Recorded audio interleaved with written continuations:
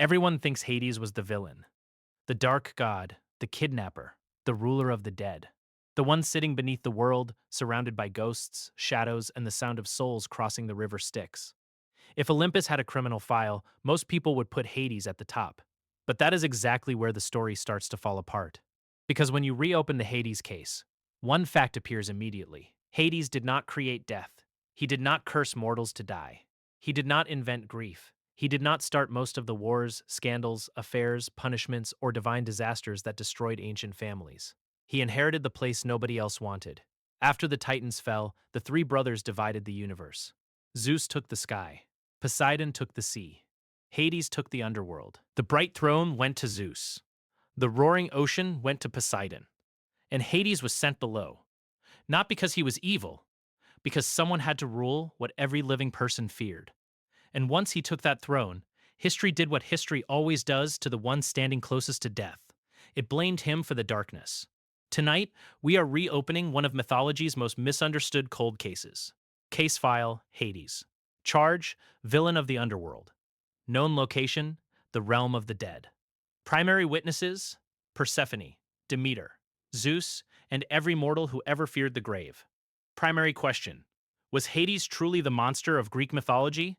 Or was he the only god honest enough to do the job everyone else avoided? The official story is simple. Hades is the god of the underworld. The underworld is dark. Dark means evil.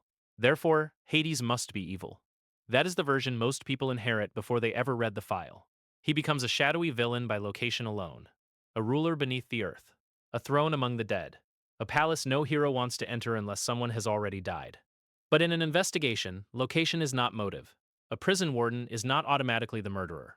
A judge is not automatically the crime. A gravekeeper is not responsible for every death in the cemetery. And Hades, in most ancient Greek sources, is not constantly roaming the earth looking for victims. He is not Poseidon, flooding cities and cursing families when insulted. He is not Ares, feeding on war. Hades stays where the cosmic order placed him. He guards boundaries. The living stay above, the dead remain below. And in mythology, boundaries matter. When mortals try to cheat death, Hades responds. When heroes enter his realm, he tests them. When souls cross into the underworld, he keeps the system intact. That does not make him soft. It does not make him harmless. But it does make him different from the gods who turn their emotions into catastrophes. Hades is frightening because his kingdom is frightening. But fear is not evidence of guilt. Sometimes fear is just what truth feels like when we do not want to face it. To understand Hades, we have to return to the moment after the war against the Titans. The old order had fallen. Cronus was defeated. The younger gods stood over a universe that needed to be divided. Three brothers held power: Zeus, Poseidon, Hades. The myth says they drew lots. Zeus received the sky, Poseidon received the sea, Hades received the underworld. On paper, it sounds fair, a cosmic lottery. No argument, no conspiracy. But look closer. Zeus became king of the gods. Poseidon ruled the oceans, earthquakes, horses, storms, and all the living terror of the deep. Hades ruled the dead. No temples filled with sunlight, no festivals of celebration like the Olympians above, no throne on Mount Olympus where songs and sacrifices praised him daily. His domain was necessary, but unloved. The underworld had to exist. Someone had to hold it together. Someone had to make sure the dead did not flood back into the world of the living. Someone had to guard the wealth beneath the earth, the buried metals, the seeds, the roots, the hidden things that make life possible. Hades became the keeper of what civilization depends on, but does not want to look at: death, burial, memory, the unseen cost beneath every harvest. And this is the first major clue in the case. Hades was not given a villain's job. He was given a necessary job, a sacred job, a lonely job, the kind of job that makes everyone uncomfortable enough to rewrite the worker as the monster. One of the biggest pieces of false evidence against Hades comes from a misunderstanding. People hear underworld and imagine hell, fire, demons, endless torture, a devil ruling over punishment. But that is not the Greek underworld. The Greek underworld was the place where almost all souls went after death. Good, bad, ordinary, forgotten. It was not simply a punishment chamber. It was a realm, a country of the dead. There were darker regions, like Tartarus, where the worst offenders suffered. There were better places, like Elysium, reserved for heroes and the blessed. There were judges, rivers, gates, ferrymen, and laws. But Hades was not standing at the entrance personally inventing torments for every soul. He was the king of the realm, the administrator of the unavoidable. And that distinction matters, because once later imagination paints him as a devil figure, every story about him becomes contaminated. The Black Throne becomes evil, the dead become punishment, the quiet ruler becomes a monster. But Greek mythology does not support that simple version. Hades is stern. He can be unforgiving. He does not like souls escaping. He does not allow the laws of death to be treated like suggestions. But that is not villainy, that is jurisdiction. If the dead can freely leave, the world collapses. If every grieving hero can storm the underworld and take back whoever they love, death becomes negotiable. And once death becomes negotiable, power decides who gets exceptions. Hades' harshness protects the boundary from becoming another toy of the privileged. The underworld is dark, but it is also ordered. And order, in Greek myth, is often the only thing standing between humanity and divine chaos. If Hades is the accused, then Zeus is the witness everyone should cross-examine first, because Zeus benefits from the comparison. He sits above, he shines, he throws lightning, he receives worship as king, and the more monstrous Hades appears, the cleaner Olympus looks. But Zeus's file is not clean. It is overflowing. Affairs, deceptions, transformations, punishments, children abandoned to prophecy, jealousy, and divine politics. Again and again, Zeus acts on desire, then leaves mortals and women to deal with the consequences. Cities burn for divine pride. Families collapse because gods refuse accountability. Heroes are born into danger because Zeus wanted something and took it. Compared to that, Hades is almost silent. He is not innocent in every story, but his pattern is not chaos. His pattern is containment. Zeus creates scandals. Hades receives the dead from them. Zeus breaks boundaries. Hades enforces them. Zeus lives in the light, where poets call him king. Hades lives in the dark, where fear turns into accusation. So when mythology asks us to fear Hades more than Zeus, the investigator has to ask who wrote the headline. Because power does not only commit crimes, power controls reputation. And no one had better public relations than the god on the highest mountain. Now we arrive at the hardest part of the file. Persephone. No honest investigation can ignore her story. In the most famous version, Hades takes Persephone from the world above and brings her to the underworld. Demeter, her mother, searches in grief. The earth withers, crops fail, famine spreads. Finally, a compromise is made. Persephone spends part of the year below with Hades and part above with Demeter. Her movement becomes tied to the seasons. This story is dark. It is not romantic in its oldest form.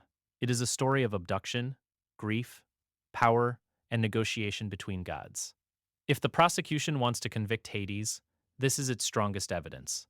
But even here, the case is more complicated than the popular version admits. Because Hades does not act alone. Zeus gives permission. In several traditions, Zeus, Persephone's father, allows or arranges the marriage without Demeter's consent and without Persephone's voice being treated as central. That does not erase Hades' responsibility, but it changes the structure of the crime. This was not one dark god stealing a girl while Olympus stood innocent. This was a patriarchal divine system, treating a daughter like a political arrangement. Zeus authorizes, Hades takes, Demeter grieves, Persephone pays. And once again, the story trains us to focus all fear downward, toward the underworld, while the king of heaven remains suspiciously clean. The question is not whether Persephone's story is troubling. It is. The question is why Hades alone becomes the symbol of darkness when Zeus helped open the door. And then there is what happens afterward. Persephone does not remain merely a crying captive in Greek imagination. She becomes queen of the underworld. Not decoration, not background. Queen. Feared. Honored. Powerful. In some stories, mortals and heroes fear speaking her name as much as Hades. She stands beside him, not as a powerless shadow, but as a ruler of the dead. That transformation does not make the beginning harmless, but it means the file does not end at the kidnapping. It becomes a story about a stolen girl who becomes a terrifying queen inside the very realm that tried to claim her. And Hades' role becomes harder to reduce to cartoon villainy. He is guilty of taking, but he is not the only god guilty in the room. A ruler reveals himself most clearly when people challenge his borders. So we look at the heroes who entered the underworld. Orpheus came for Eurydice. He sang so beautifully that the dead listened. Even Hades was moved. Think about that. The god people call heartless heard a mortal's grief and allowed an exception. One condition: do not look back. Orpheus failed. That failure was tragic, but the door had been opened. Hades could have refused immediately. He did not. Heracles came too. He was ordered to capture Cerberus, the guardian hound of the underworld. Hades allowed him to try, under rules. No weapons. Subdue the hound and bring him back. Again, harsh but structured. A test, not random cruelty. Theseus and Pirithous entered with a darker goal. They wanted to abduct Persephone. This time, Hades punished them. And why would he not? Two living men entered his realm to steal his queen. In any court, that is not heroism. That is attempted kidnapping. The pattern is clear. Hades does not punish every visitor for existing. He responds to motive. Grief receives a hearing. Labor receives a trial.